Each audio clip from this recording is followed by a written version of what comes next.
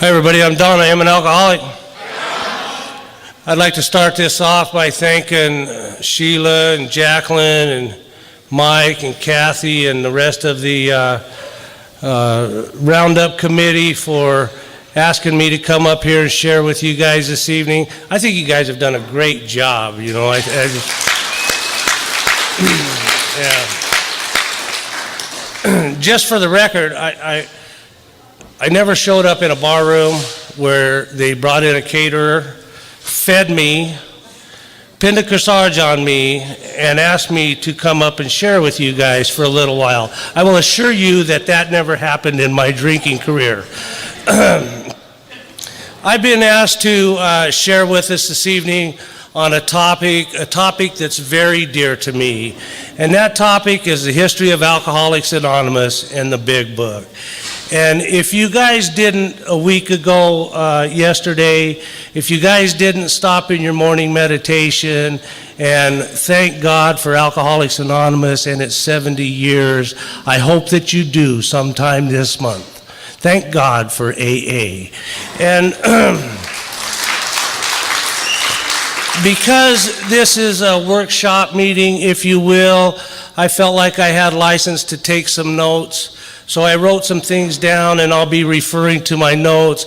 I'll also be reading a few things to us this evening that are of interest. This is a little bit different for me than coming up here and telling my story, what it was like, what happened, and what it's like now. It's more talking about a specific subject. And what I'm going to be talking about is I'm going to be talking a little bit about recovery from alcoholism, which there was some, believe it or not, prior to Alcoholics Anonymous. What I'm going to be talking about is the pre-AA days, the early AA days, the pre-Big Book days, whose idea the Big Book was. It wasn't Bill's, it was Hank P's, Hank Parkhurst. How the writing of the Big Book went, and a little bit about what happened after that. So it will be what it was like, what happened, and what it's like now. But it'll be about Alcoholics Anonymous and the Big Book.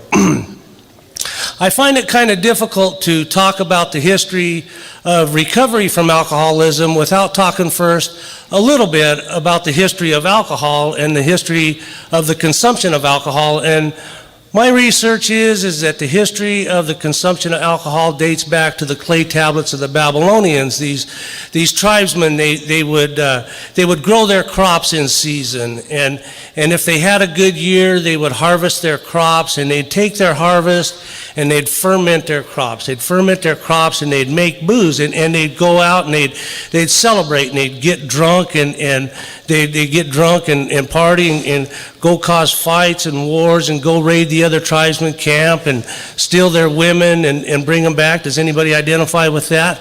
And in the Bible, as most of you know, Alcoholics Anonymous was found out of the Oxford Group Principles, which was based on moral rearmament and Christianity and different things like that. And in the Bible, there's the story of Noah. And if you read the story of Noah, I guess that God was upset with humans. He was going to cause a huge flood. And what he did was he caused Noah to build a huge boat. And the story goes that he put 2 each of his favorite animals on that boat. And the floods came, and when the floods went away, the boat landed. If you read the story, the very first thing that Noah did when he got off the boat, according to the Bible, was he planted grapes. My kind of drunk. I think that he planted grapes, got drunk, barbecued the animals. I don't know. What I'm going to be doing for us this evening is I'm going to be creating the links in the chain of recovery from alcoholism that gave every one of us in the room this evening a place to come to recover from our own alcoholism and our own seemingly hopeless state of mind and body. And after having done the research that I've done and collecting archives and studying the history of Alcoholics Anonymous, it's become very apparent to me that every link in that chain in recovery is a miracle, up to and including every seat in the room this evening. And I'm going to talk about miracles just for a minute. I'm a guy, I'll tell you a little bit about myself. I'm a guy that I grew up in a home where both my parents were Pentecostal preachers, and I'm still trying to recover from that experience. And so I grew up going to Sunday school and learning all of these stories in the Bible about miracles, and there wasn't any of them that really impressed me too much except the one where he turned the water into wine. I know that I missed it, man. That had to have been some good booze. And so I didn't really grow up, believing too much in miracles. But after my time in Alcoholics Anonymous and doing one of the things that I do in AA, I'm convinced that this program and our big book is a miracle. And I was listening to a friend of mine share out of North Carolina one day, Tom I. And he was talking about miracles, and I'm a guy that likes definitions, and he probably gave the best definition for a miracle that I think I've ever heard. What he said is a miracle is nothing more than what happens when preparation meets opportunity. And the two have to be divinely introduced, but the miracle occurs when preparation meets opportunity. And I would venture to say that every one of us in the room this evening, we put a lot of preparation into our bottoms. Man, when we got here, we were ready. And when preparation met opportunity and they were divinely introduced, the miracle happened, and we're sober today. And a lot of miracles had to happen in order for us to all be sitting here this evening. The history of Alcoholics Anonymous is very well chronicled. The book, Pass It On, is about Bill Wilson and his life and his writings. The book, Dr. Bob and the Good Old Timers, is about Dr. Bob and the early Akron members. The book, AA Comes of Age, is a great history book on Alcoholics Anonymous. I think that AA Comes of Age should be required reading for every newcomer coming into Alcoholics Anonymous. One of the many things that I was told early on was that, Don, if your life depends on Alcoholics Anonymous, then you should try to learn as much about it as you possibly can. And I was told that early on. And one of the things that I'm not going to be doing this evening is talking so much about what's in those history books, but I'm going to be talking more about the links in the chain in recovery. Anyway, we'll get this thing started here. Back in the 1840s, in the early 1840s, there were 6 drunks. And these 6 drunks were sitting around a bar in Baltimore, Maryland. And the name of the bar was the Washington Inn in Baltimore, Maryland. And these 6 drunks decided one day that they were going to swear off alcohol. And they also agreed to get a higher power. And these 6 drunks did this, and one of the first things that these 6 drunks realized or discovered, if you will, one of the first things that began the formation of Alcoholics Anonymous was that they could stay sober together, but that they couldn't stay sober alone. And I'm going to read something. The name of this group was the Washingtonians, and I'm going to read something to us, just a short clip out of this book right here. The name of the book is 3 Nights with the Washingtonians. It was written by T.S. Arthur. There's no printing date in this book. We think the book was written in the mid-1840s. And it says this: "Come," said a friend one evening in the winter of 1841, "let us look in upon the Washingtonians." "The Washingtonians," I replied, "and pray, who and what are they?" "Have you not heard about them?" "No." "Then you are ignorant of one of the most remarkable facts in the history of our times." "Explain yourself." "With pleasure. About 9 months ago, perhaps not quite so long, there were assembled in a drinking house in this city, Baltimore, 6 men, well advanced in years, who had for a long time been confirmed drunkards, or at least so wedded to the love of strong drink as to found it almost impossible to live without a daily resort to its stimulating influences. They had met accidentally, without any other design in repairing to the barroom than that which had taken them there 100 times. But in the mind of each there was a feeling of sorrow for his enslaved and wretched condition, a strong desire to rise out of it, yet a painful, hopeless sense of weakness. How often, alas, how often had each made resolution of reform? How often had each renounced the cup of confusion, only to seek again the bewildering draught and to sink still lower in the scale of human degradation? Thus they met, as they had often met before, but neither seemed inclined to call for the subtle poison that had so many times stolen away their reason. Soon the feelings of each became known to the others, and they felt a sudden hope springing up in their minds, a hope in the power of association. The power of association. Sad experience had proved to each of that little company that alone he could not stand, but together, shoulder to shoulder, hand to hand, and heart to heart, they felt that though the struggle would be hard, they could and they would conquer. And that's the Washingtonians. And this group started in the early 1840s, and within 10 years, depending upon which news article you read from the time, they grew to number 500,000 people.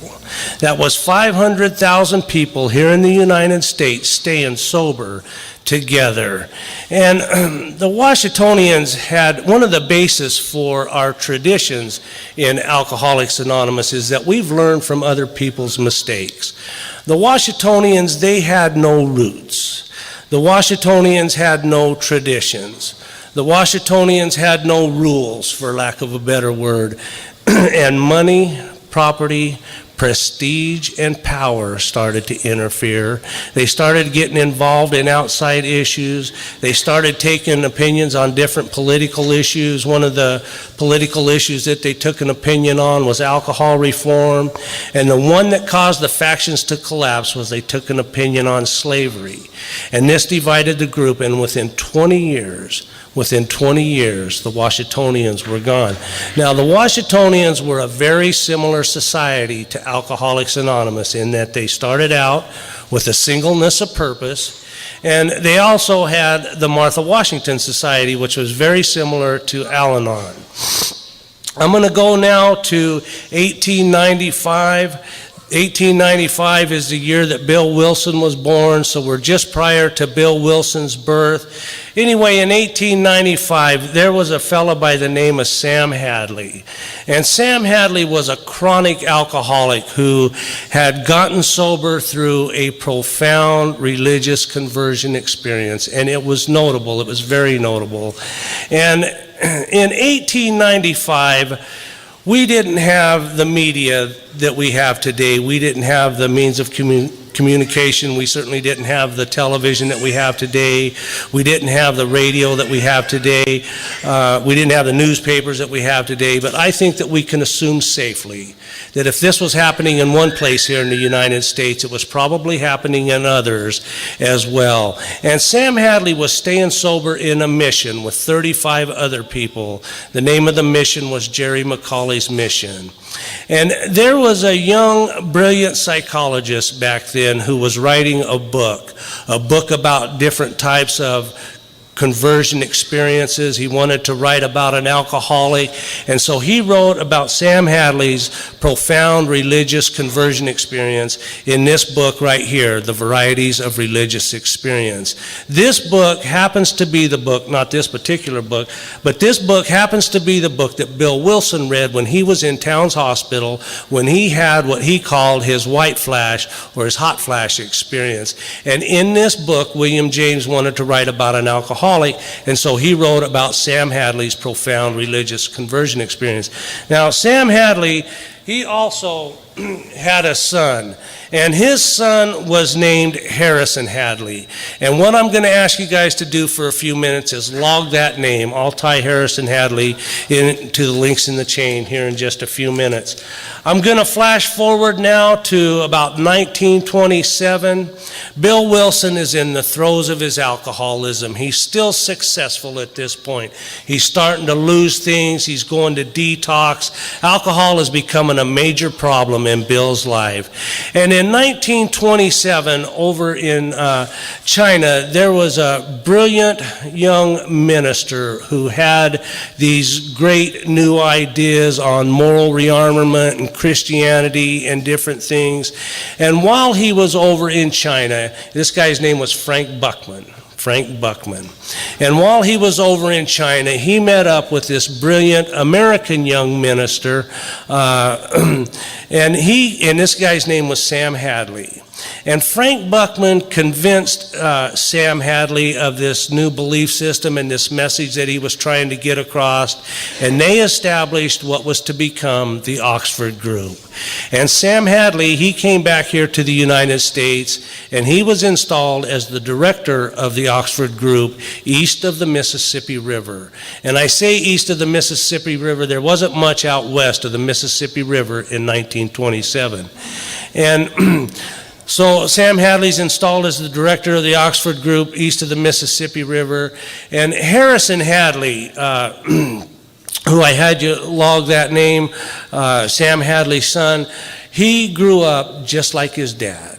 He was a chronic alcoholic, couldn't get sober, but he knew that his dad had gotten sober in a mission, Jerry McCauley's mission. And he began to think one day that if possibly he could get to a mission, that maybe he could get sober and stay sober as well. And Harrison Hadley had heard of Frank Buckman, and he had heard of Sam Shoemaker, and he had heard of the Oxford Group, and he went and met with those two guys. And what he told them was, he said, down in the Bowery in New York, you guys own an old mission. It's old, it's dilapidated, it's run down, it's unusable. How about if I go in there, clean this place up, make it usable, and under the direction of the Oxford Group, we'll bring in drunks and we'll get and stay sober there. And Sam Hadley and Frank Buckman told, or Sam Shoemaker and Frank Buckman told Harrison Hadley that that would be fine. And so Harrison Hadley goes down to the Bowery in New York, and he cleans this place up and he makes it usable. And under the direction of the Oxford Group, he opens the Calvary Mission. Now, the Calvary Mission becomes very important to us in Alcoholics Anonymous. The Calvary Mission is where Bill Wilson went to his first Oxford Group meetings. The Calvary Mission is also one of the places Bill Wilson went to drag drunks out of. So I'm going to stop for a minute and I'm going to add this thing up. So far what we got, guys, is we got the Washingtonians. From the Washingtonians it went to Sam Hadley. From Sam Hadley it went to William James, the psychiatrist who wrote the book. It went to Frank Buckman and Sam Shoemaker in the Oxford Group. It went to Harrison Hadley, and now to the Calvary Mission. We're still in the late 1920s. There was a young, rich drunk here in America. He was very wealthy. He was the heir to the Allied Chemical Corporation, which was a huge corporation back then. And this guy's name was Rowland Hazard. And Rowland Hazard had tried everything that a man could do on his own to get sober and stay sober, and he had no success. And his dad one day decides that he's going to send Rowland over to Europe, Zurich actually, to spend a year with the most renowned psychiatrist that we had in the world at that time. At that time we had Freud and we had Jung, Carl Jung. And Rowland Hazard's dad sends him over to Europe to spend a year with Carl Jung, and he learned all of this stuff, man. He learned everything that a man could learn about the thinking of the alcoholic, the psychiatry of the alcoholic, the behavior of the alcoholic. He learned all of this stuff, man. And he had it licked this time. And so he got back on the boat to come back here to America. I can't remember if it was on the boat or there shortly after, but he got drunk again. And he couldn't get back in. He couldn't get sober again. And so his dad gathers him up, sends him back over to Europe to Carl Jung. And Carl Jung told him this time, the first time that this was said, the next time it was said would be from Dr. Silkworth to Bill Wilson. But what Carl Jung told him was, with all my information and all my medical experience and all my degrees and everything that I know about psychology and everything that I know about psychiatry, I cannot help you. No human power can relieve your alcoholism. But he told him, Rowland, that doesn't mean that you can't be helped. That doesn't mean that you're hopeless. He said, there has been rare instances of profound religious conversion experience. You may be one of those that can do that.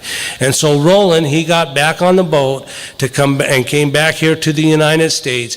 And Roland Hazard had heard of Harrison Hadley. He had heard of the Oxford group. He had heard of the Calvary Mission, and Roland went there. And Roland got sober at the Calvary Mission down in the Bowery of New York. And one of the first things that Roland realized or discovered, if you will, another thing that came about in the formation of Alcoholics Anonymous, but one of the first things that Roland realized was that he had to pass this thing on. He had to be talking to another alcoholic. For some reason, he knew that. And what Roland Hazard did was Roland Hazard summered in Vermont. Now, Vermont is a very interesting place. Vermont is very important to us in Alcoholics Anonymous. Vermont is where Bill Wilson was born. Vermont is where Dr. Bob was born. Vermont is where the links in the chain started to become connected that created Alcoholics Anonymous. Now keep in mind that Vermont is not known for anything other than there's more cows than there are people in Vermont. But Vermont is where Roland Hazard summered. And Vermont is also where another fellow by the name of Ebby Thatcher summered. And so a lot of your affluential people out in New York have summer homes in Vermont. So in the summer of 1934, Roland Hazard goes to Vermont to spend the summer, and he gets up there, and he's got to find himself a couple guys to sober up and talk to about alcoholism. And he goes out and he finds himself two guys. And these two guys' names are Siebert Graves and Shep Cornell. Siebert Graves and Shep Cornell. Now there's another fellow that's spending the summer of 1934 up in Vermont as well, and I'm sure that many of you have read his story or had heard his story. And this guy's name is Ebby Thatcher. Ebby Thatcher is the man that Bill Wilson credited for being his sponsor up until the day he died. But Ebby Thatcher had all kinds of trouble with alcohol. He was always either being arrested or in jail or going to court, and a judge had pronounced Ebby Thatcher as insane. And the judge had told Ebby, he said, Ebby, one more beer, and I'm going to commit you to the state mental institution for an undetermined amount of time. So if that's not a reason to give up the booze, I don't know what is. But what happened was Ebby Thatcher's family had sent him up to Vermont to get the summer home ready for the family to come up, and he's in this great big house, and he's down in the basement of this great big house, and I can identify with the way that Ebby Thatcher thinks. He's down in the basement of this great big house, and he sees this case of unopened beer. And his alcoholic mind, he sits there and he looks at the beer, and he looks at the beer, and he looks at the beer, and his alcoholic mind told him this was a dangerous thing. It was warm up here in Vermont. It was summer, and those kids were going to be coming up to spend the summer in this house. And if this beer sat here and fermented to the point that it could explode, and if those kids happened to be hanging around and playing in this basement, and if that beer exploded, someone could get hurt. So what was an alcoholic to do? I see you guys can identify with that as well. So what was an alcoholic to do? You couldn't dump the beer. So Ebby Thatcher drank the beer, and what he did was he drank the beer, he got drunk, he got in his car, and he drove directly in through the front window of the neighbor lady's house, and she was standing there all freaked out, and he rolled out of his car and asked her if she had the coffee on. That's Ebby Thatcher. And Ebby continued to drink for just a short period of time. He finally got arrested. He was out hunting streetlights is what he was doing. He got arrested for shooting off a firearm in city limits. And here he is in front of the judge again, and the judge looked down at Ebby and he said, Ebby, I told you if you ever showed up in my courtroom again, I was going to sentence you to the state mental institution for an undetermined amount of time. But if you read the history books, there were 3 guys that showed up with Ebby Thatcher in court that morning. A lot of people in Alcoholics Anonymous says that court orders are new to Alcoholics Anonymous. Court orders were going around before Alcoholics Anonymous. Bill Wilson's sponsor was court ordered to Alcoholics Anonymous. Basically, there was no AA at the time. But there were 3 guys that showed up with Ebby Thatcher in court that morning: Roland Hazard, Siebert Graves, and Shep Cornell. And the judge looked down at Ebby and he said, he told Ebby, he said he was going to sentence him to the state mental institution. But what he said was that there's a man in this courtroom this morning that I've been trying to get sober for his whole adult life, and I've had no success. And that man is sober today, and I don't know what's happened. But that man is my son, Siebert Graves. The judge was the father of Siebert Graves, who Roland Hazard had gotten sober. And the judge looked down at Ebby and he said, Ebby, I sentence you to go with that man, which was Roland Hazard, and go where he goes and do what he tells you to do, and I'll withhold sentencing to the state mental institution. And so they took Ebby Thatcher back to New York to the Calvary Mission. So far what we got, guys, is we got the Washingtonians. From the Washingtonians, it went to Sam Hadley, and from Sam Hadley, it went to William James, the psychiatrist who wrote the book. It went to Frank Buckman and Sam Shoemaker in the Oxford group. It went to Harrison Hadley and the Calvary Mission. It went to Roland Hazard, to Carl Jung, back to Roland Hazard, out to Vermont, to Siebert Graves, to Shep Cornell, and now to Ebby Thatcher. And so they took Ebby Thatcher back to New York, and what they did was they actually put him out on the street to preach and to convert people is what they did. And Ebby gets out there, and one of the first people that he starts to think about, excuse me,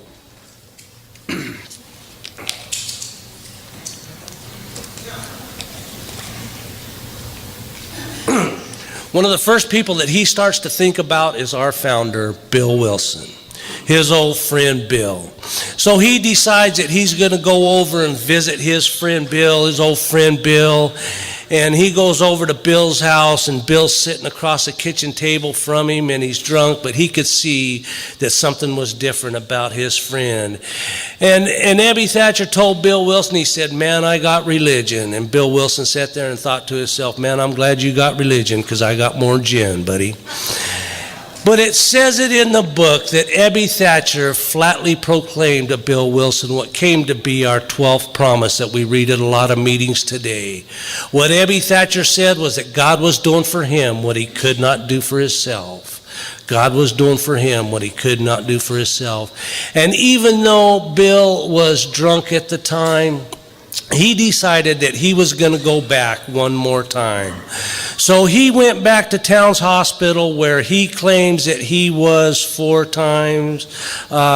Ray O, a friend of mine, archivist and history buff in Alcoholics Anonymous out of Florida, claims that he got to see the records for Towns Hospital, and he claims Bill Wilson was in there 14 times. So I really don't know how many times Bill Wilson was in Towns Hospital. I know that it was a number of times.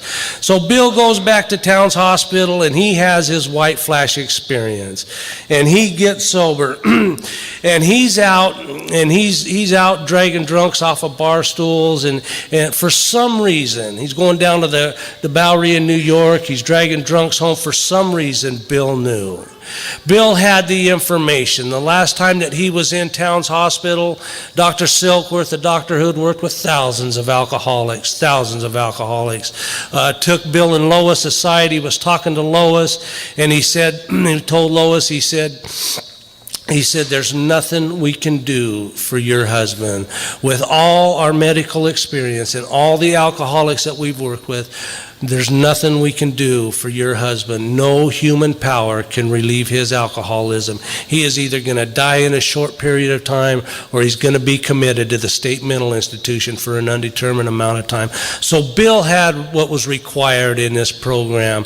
The first condition of sobriety in the program of Alcoholics Anonymous is a bottom at depth. And so Bill's sober now, and he's going down to the Bowery in New York. He's dragging drunks off bar stool.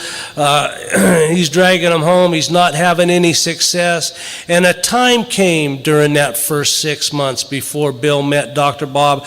We celebrate June 10th, 1935 as Founders Day because that's when Dr. Bob had his last drink, and then there were two. But Bill's sobriety date is December 11th, 1934. And a time came during that first 6 months when Bill went home. He was frustrated. He was very frustrated. He was tired. And he was talking to his wife, Lois, and he said, he says, we've done everything we can. We brought him home. We fed him. We've given him coffee. And I'm here to tell you that everybody's sobriety in the room this evening was hinging on what was about to be said. Three most important words in all Alcoholics Anonymous ever uttered were about to be uttered, and they weren't even uttered by an alcoholic. Because Bill went home and he was talking to his wife Lois, and he was tired, he was beat down, he was frustrated, and he said, we've done everything. We brought him home, we fed him, we've given him money with your meager earnings, and not one of them has stayed sober. And I'm here to tell you that everybody in the room this evening, sobriety was hinging on what was about to be said, because she looked him in the eye and she said, "You did, Bill. You did, Bill." And that's important, guys. That's damn important. So anyway, Bill's 6 months sober. He's dabbling back in Wall Street. He gets acquainted with this company. This company he's acquainted with sends him to Akron on a business trip. He meets Dr. Bob. Dr. Bob gets drunk one more time, and then he gets sober, and Alcoholics Anonymous is formed. They go out and they 12-step Bill Dotson. They didn't really know what they were doing at the time. But they didn't really know what they were doing at the time, but they got a couple other people sober as well. And after 6 months, Bill, he went back to New York and he got a couple of people sober. And so now there's a group in Akron and a group in New York, and a faction broke off and went out to Cleveland. Those are more links in the chain. And one of the people that Bill got to work with when he went back to New York was a fellow by the name of Hank P. Hank Parkhurst. Hank P. was a big shot. Hank P. was a big promoter. He was a big shot. He had 6,000 employees. He was a big shot for the Standard Oil Company. The big book was actually Hank's idea. He figured that they had to pass this thing on through literature, and he told Bill one day to write his story, and right there was a solution, and that was actually the beginning of the big book of Alcoholics Anonymous. But what they did, they were in late 1937, the first part of 1938, they were sitting around a table in Akron, and they took a head count, and they counted 40 people. 40 people had gotten sober and had maintained sobriety since June 10th, 1935. And they were sitting around talking about how are we going to pass this thing on? How are we going to carry this message? If we keep doing it the way we're doing it, it'll be 10 years before it gets out of Akron. So Bill, he's the stockbroker, and he's the big shot, and he has these good ideas. Bill wanted to have a group of paid emissaries to go across the country. Bill also wanted to have a string of hospitals across the country. He also wanted to name it the Bill Wilson Movement. And the group conscience is starting to take effect at this time, and they nixed the idea of the string of hospitals, and they nixed the idea of the paid emissaries, but they gave Bill the okay to write the book. And I'm a man that I believe that God answers our prayers, but that we don't always get the answers that we want. And after having done the research that I've done and studying the history and collecting archives, I'm thoroughly convinced that our big book in this program is a gift to us of answered prayers, but not all of them God was saying yes to. I believe that God said no through the group conscience to the paid emissaries. And I believe that God said no through the group conscience to the string of hospitals. But Dr. Silkworth had a friend at Reader's Digest, and the group went to Reader's Digest. Bill had written his story by now. That's the first thing we do as alcoholics, is talk about ourselves first. Bill had written his story by now, and they took his story to Reader's Digest. And Reader's Digest said, "Man, this is great stuff. We'd love to print a condensed version of this once you guys get the book written. So they left Reader's Digest with great hope. They had great hope. This was going to be a nationally publicized book. They had it going on. So they go back and Bill starts writing the book.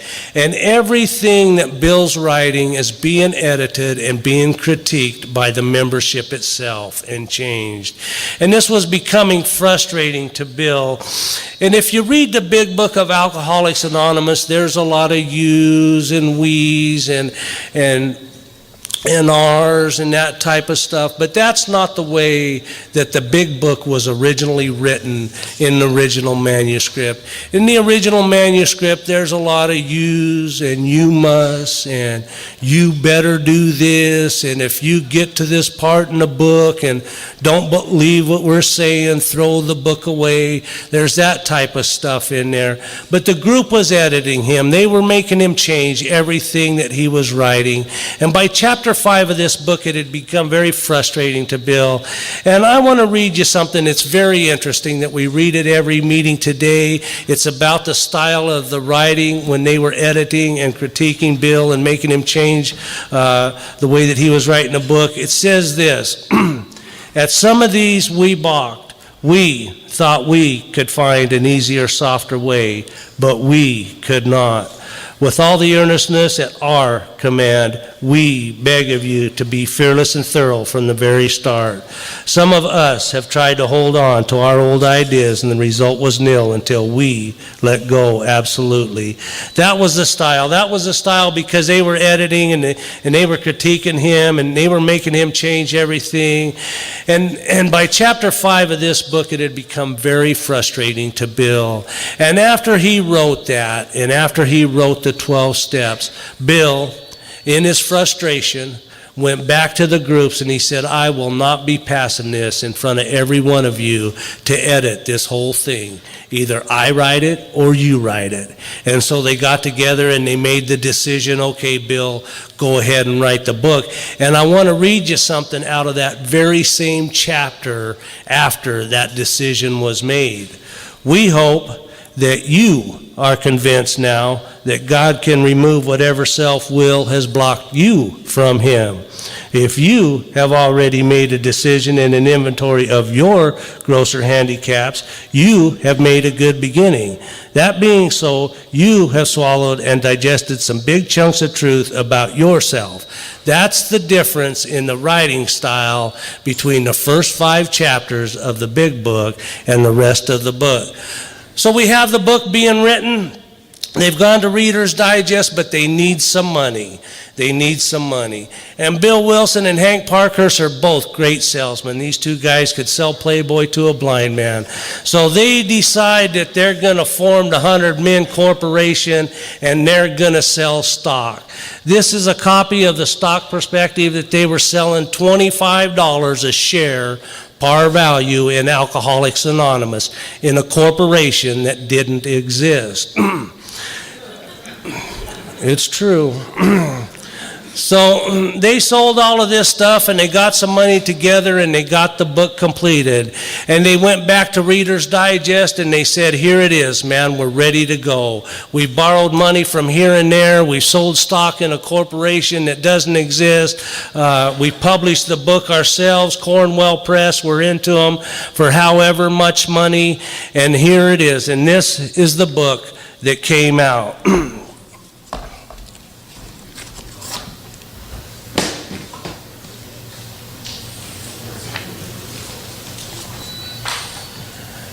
This is a red book. This is the first printing of the first edition. It came out in April of 1939. This is what the big book looked like when it first came out in April of 1939. This is what the big book looks like today. And just in case you're wondering,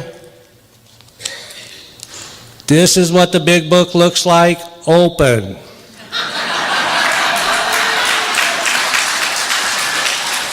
Just in case. So here they are at Reader's Digest, and Reader's Digest says, hey guy, we're sorry. We're not going to publish the article. So here we are, we're stuck with, I've heard many different numbers. My research is 4,650 copies of that red book. What I want to do now for a few minutes is I want to regress just a little bit, and I want to talk about what went into that book. Does anyone ever wonder about the story in the big book of the man of 30? It's an interesting story. The man of 30 knew at 30 years old that if he kept drinking, he wouldn't be successful in business, so he stopped. Made it to retirement. 20 years later, out come the slippers, out come the bottle. And within a short period of time, 4 years, as a matter of fact, he was dead. That's an interesting story. That's a neat story. But consider the fact that Bill Wilson was only 3.5 years sober when he wrote the big book. Where did the story of the man of 30 come from? Kent will tell you. I'll tell you where it came from. It came out of this book right here. The name of the book is The Common Sense of Drinking. It was written by Richard Peabody in 1934. A lot of the big book came from other books and other people. I'm going to be reading a few things to us here and get to what the contents of the big book are and where it came from. What are the principles of the recovery program at Alcoholics Anonymous? Bill Wilson answered this question in an address delivered to the medical profession of the state of New York, May 9th, 1944. Bill also did an address to the the Medical Society at Yale University, and the medical profession at Yale University asked Bill this question: just how does AA work? And Bill's answer was this, and I quote, "I cannot fully answer that question. Many AA techniques have been adopted after a 10-year period of trial and error, which has led to some interesting results. But as laymen, we doubt our own ability to explain them.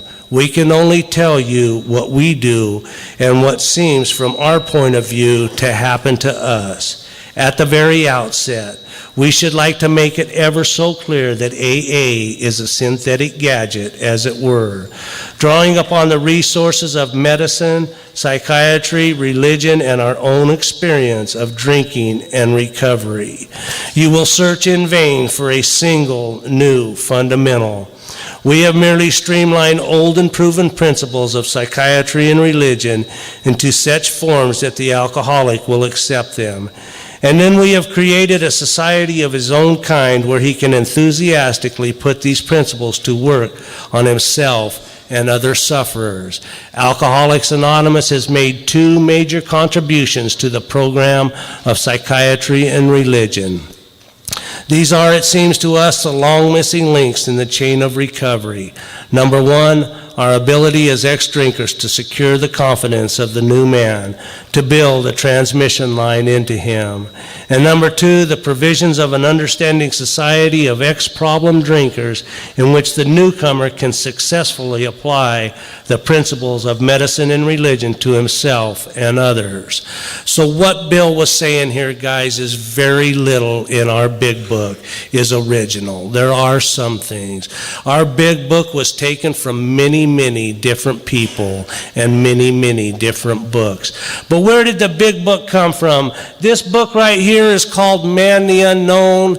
It was written by Alex Corral in 1935. And what Bill wrote about this book was he wrote this, and I quote, "On reading this book, Man the Unknown, some of us have realized that was just what we had been groping towards. We had begun to build a program out of our own experiences. At this point, we thought, let's reach into other people's experiences. Let's go back to our friends, the preachers, the social workers, and all those who have been concerned with us, and again review what they have and bring it into synthesis, and let us, where we can, bring them in where they fit." So our process of trial and error began, and at the end of 4 years, the material was cast in the form of a book known as Alcoholics Anonymous. So the big book of Alcoholics Anonymous was cast out of this book right here, Man the Unknown. There are other books. This book right here is the Sermon on the Mount, is written by Emmett Fox in the late 1920s and 1930s. Emmett Fox around the New York area would do inspirational readings on his literature, and a lot of the early AAs would go and listen to Emmett. And he did inspirational talks and studies on his literature. We've already talked about the Varieties of Religious Experience, written in 1902 by William James. Another book that was an integral part of the big book is this one right here. The name of this book is called As Man Thinketh. This book was written in 1910 by James Allen. This book is basically our entire four-step came out of this book. This book basically says that we are what we think. It says in this book that we must learn to crucify ourselves on a daily basis. Thus, the core AA idea is that we must get down to causes and conditions. So our troubles, we think, are basically of our own making, and that some of us have tried to hold on to our old ideas, and the result was nil until we let go. Absolutely, all came out of this book right here, As Man Thinketh, written by James Allen. This book right here is called What is the Oxford Group? It was written by the layman with a notebook in 1933. This book was basically the Oxford Group's big book. This book talks about the four absolutes, and then it was a four-step program, I believe, but they had to have absolute honesty, absolute purity, absolute unselfishness, and absolute love. And the four steps of the program were they shared their sins with other people.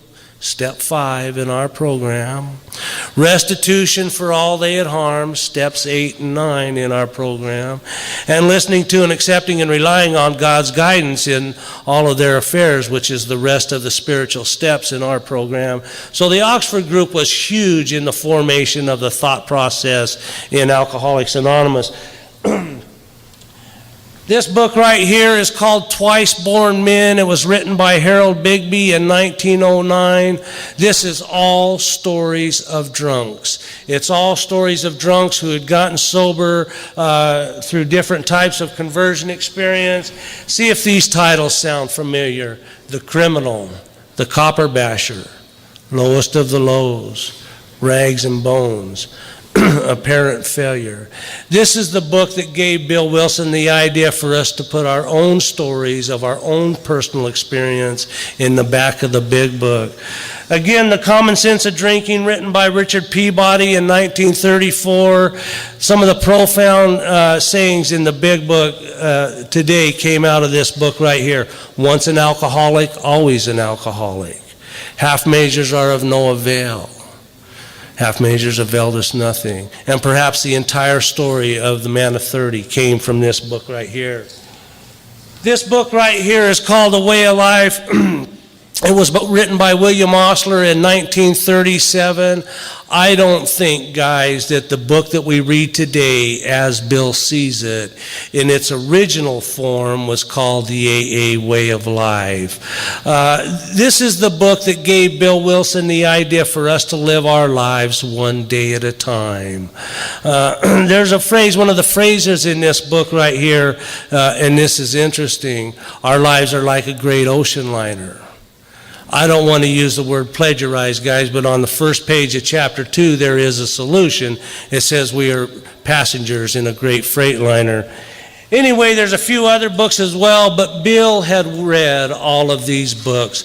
Bill was a sponge for knowledge on alcoholism, and he had read all of these books. And so what Bill was saying here was our program was taken from many, many different people and many, many different books. It was taken from William Silkworth, the doctor who loved drunks. It was taken from the Oxford Group, and it was taken from Carl Jung and the people and the different tenets of the Oxford Group and the different experiences of the Oxford Group. So we have the book written at this point. We've gone to Reader's Digest. Reader's Digest has said, sorry, we're not going to print the article, but some things began to happen. We're stuck with 4,650 copies of this book, and some things began to happen. In late September, September 30th of 1939, there was an article that came out in a nationally publicized magazine. The name of the article was Alcoholics and God. It was written by Morris Markey, and that came out in this magazine right here, in the Liberty magazine. And that's the first nationally publicized article about Alcoholics Anonymous. And what that did was that caused about 500 of our red books to sell. But we still didn't have enough money to keep this thing going. In February of 1940, Bill, through relatives, had a connection with the Rockefellers. And the Rockefellers hosted this dinner, and the drunks went to the dinner. And I believe that this is another time of God saying no. But the Rockefellers hosted this dinner, and the drunks went to the dinner, and they told their stories. And Mr. Rockefeller Sr. wasn't there, but his son Nelson was. And the Rockefellers sent back this message. They sent back this message that I think basically saved Alcoholics Anonymous. If it hadn't have been for this, we might not be sitting here today either, because Bill was going to go out and sell this thing. There's the stock certificates to prove it. But the Rockefellers sent back this message, and the message was won't money spoil this?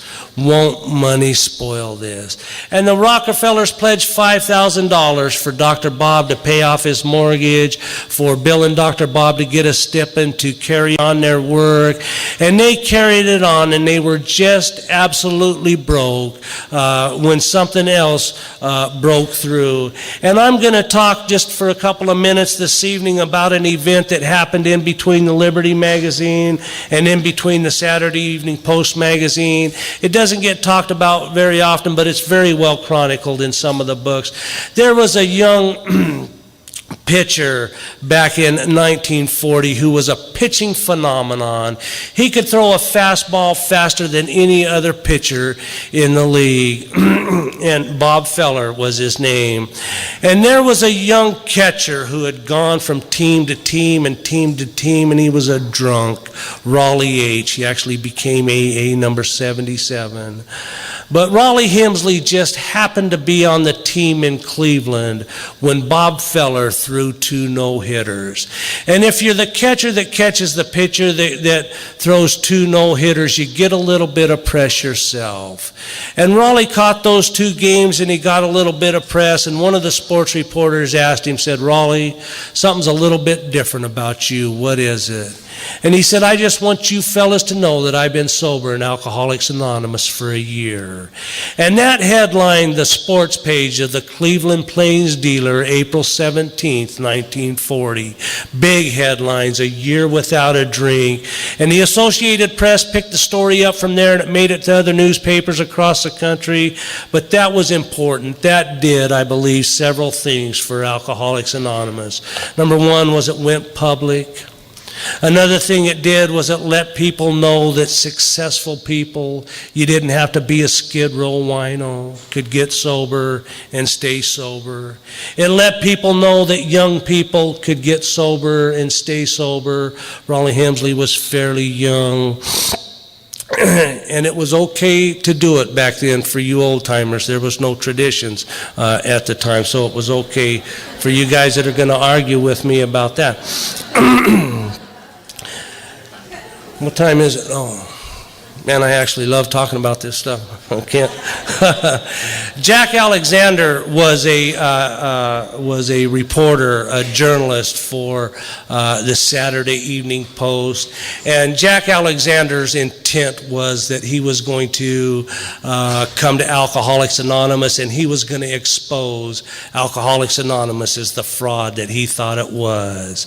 And what happened was Jack Alexander went to Akron, and he went to New York, and Jack Alexander went to some meetings and he met the membership and he met the fellowship of Alcoholics Anonymous. And Jack Alexander wrote an article. And what happened was he fell in love with Alcoholics Anonymous.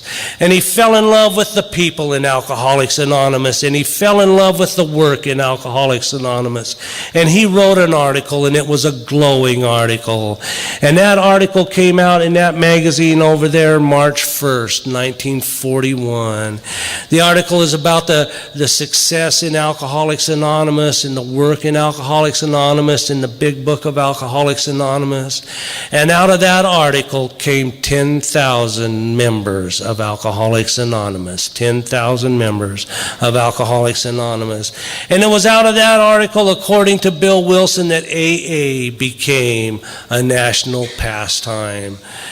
I'm going to start wrapping this thing up here pretty quick, guys. The rest is all history. The foreword to the second edition is probably the greatest condensed written history on Alcoholics Anonymous that there is. What's happened over the years is there was this book here, the Red Book, which is a first printing of the first edition. From that book, there was 16 printings of the first edition. 16 printings of the first edition. People say that nothing in the big book has changed, and that's simply not true. Every printing of the first 16 printings are different. Words are different, statistics are different, things changed in the big book. So there were 16 printings of the first edition. In 1955, the second edition came. There was 16 printings of the second edition. In 1976, the third edition came. There was 76 printings of the third edition. In 2001, the fourth edition came. I talked to Eva S., our literature chair in New York, on the phone last month. We're now on the 15th printing of the fourth edition. The 15th printing of the fourth edition. Today, the big book is printed in 55 different languages. 55 different languages. The Spanish manuscript is the first foreign language that the big book was printed in, and that was in 1959.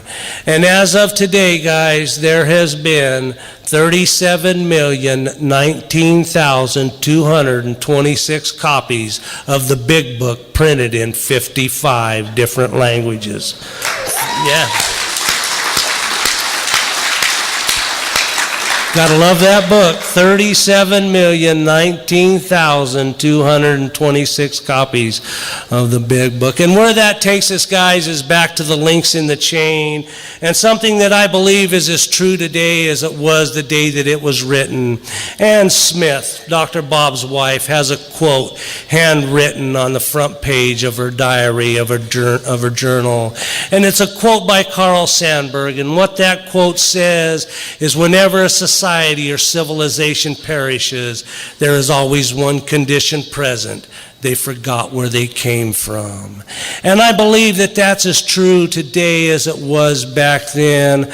After having done the research that I've done in the studying of the history and collecting archives, guys, I don't think that we're all that much different than the Washingtonians who simply lost their way.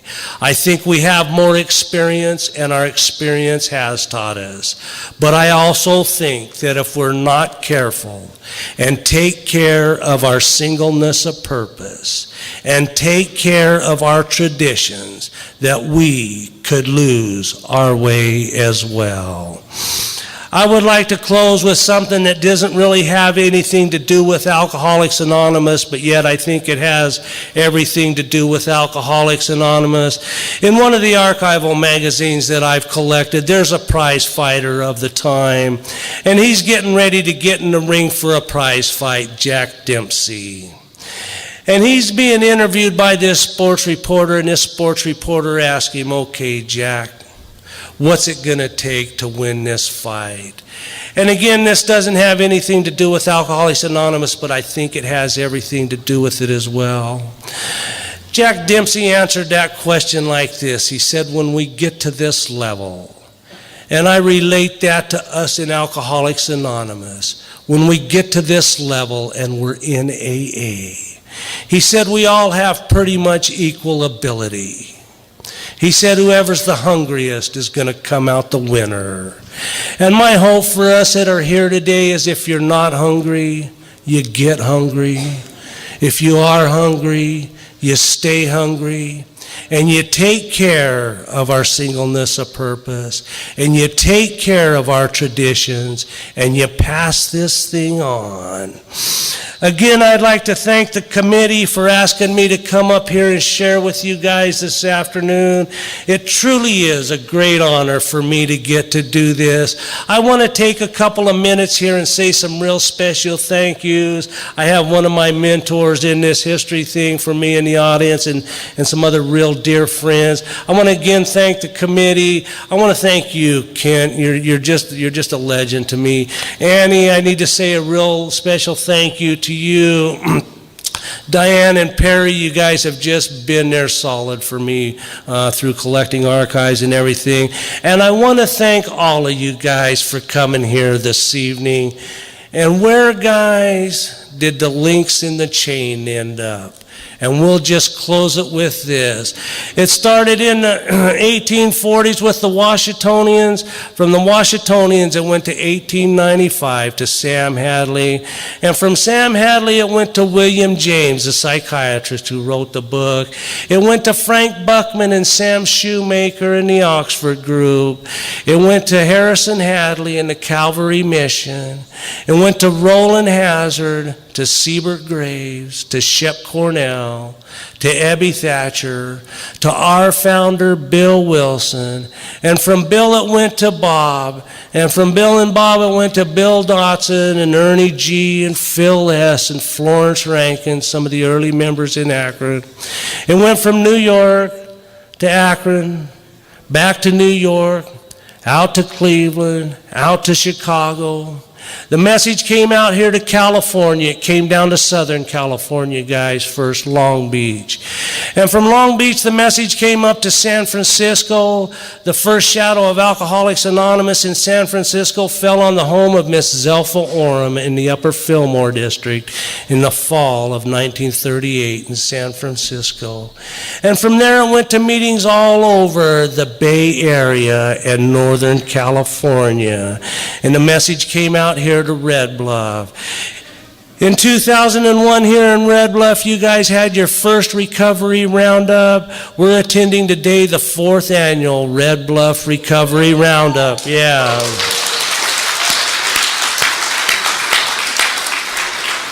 And here it is, guys. And all those links in the chain of recovery got up this morning, Saturday morning, June 18th, 2005. And we all came here to Red Bluff, California, to the Veterans Hall, and we all came in here an hour ago, and we all took our seats in this room, and we're all miracles in the chain of recovery, and we're all connected from here to way back there, and we're all one. Alcoholics Anonymous, God bless.